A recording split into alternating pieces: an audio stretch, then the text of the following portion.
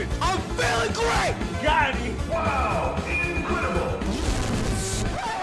I got you, homie.